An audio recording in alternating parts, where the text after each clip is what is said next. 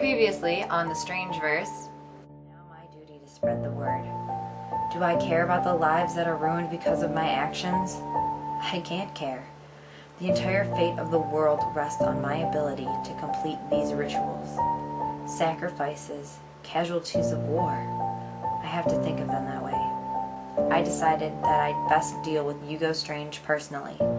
I armed myself and prepared for whatever may come.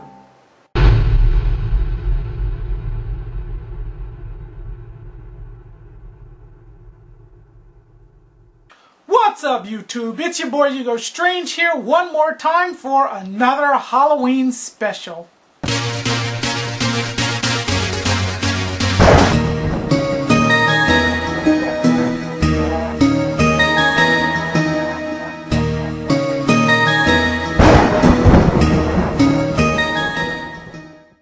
Well, it's a pretty glum and stormy Halloween day, but that doesn't mean we have to put a damper on things.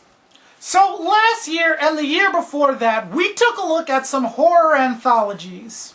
And this year won't be any different. Today we're going to take a look at a gem from yesteryear called Campfire Tales. Not to be confused with Campfire Stories that came out in 1991. This movie actually came out in 1997 and apparently has a pretty large cult following behind it. I honestly have never heard of this movie until now. As previously mentioned, this is an anthology and it has a total of 4 stories within it. Although I don't know if you actually want to consider the wraparound story a story in and of itself. I do, so that's a total of 4 stories. This movie stars a young Christopher Masterson, that's Francis from Malcolm in the Middle, and a young James Marsden. That's Cyclops for you guys. So, kicking things off, we have the frame story, which I liked the opening. It had a nice setup, and it didn't exactly go where I expected it to go, considering the way the movie, actually started, and then we get to this point, so I didn't know.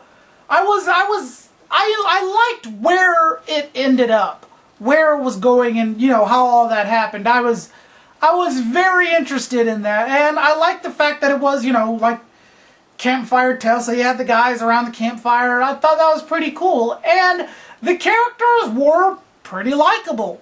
So overall, I give the wraparound story thumbs up. Now the actual Campfire Tales, like the stuff that's in the anthology, the actual stories. The first story about Ricky and Valerie, that came off as your typical, oh no, we're lost in the woods kind of thing.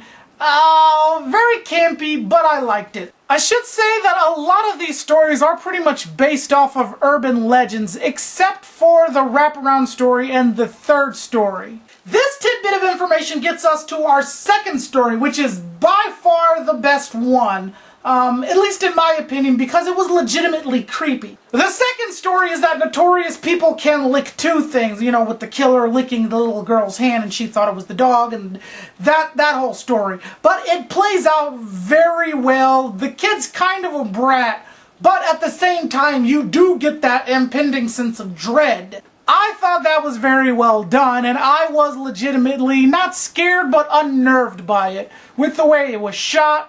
And with the way the whole setup was going, I was impressed by the second story. The third and final story of this anthology is by far one of the most interesting things I've seen in a horror anthology, where it's not actually scary, but it's interesting. Between this story in the anthology and The Skeleton Key, they both have this thing where they kind of view like novels, where I can see this being like a novel or a short story written by a horror writer or something. The third story in Campfire Tales was actually very interesting, very well done, not scary. The only one I think is actually scary is the second story, which isn't scary, just unnerving, but this was interesting. I didn't know where it was going. I wasn't quite sure what was happening, but I liked it. I liked the fact that it dealt with some kind of, it dealt with a little bit of time travel, if that makes any sense, or just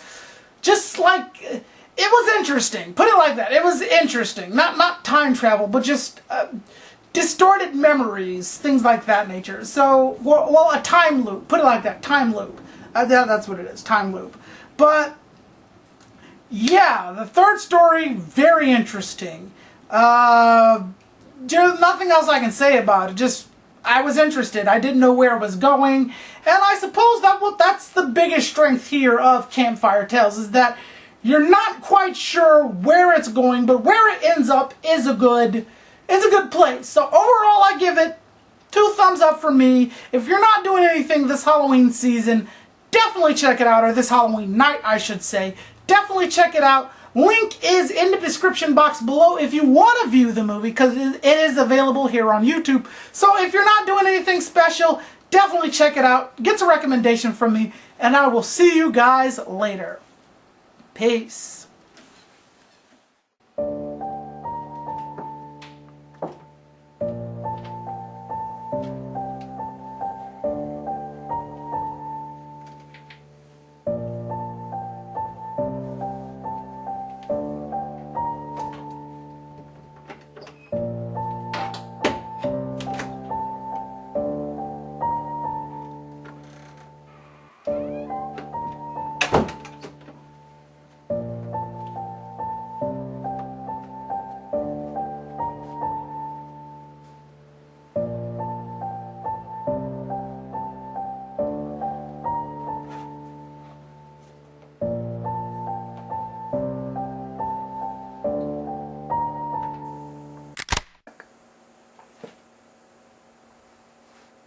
Put the book down. Oh, shit.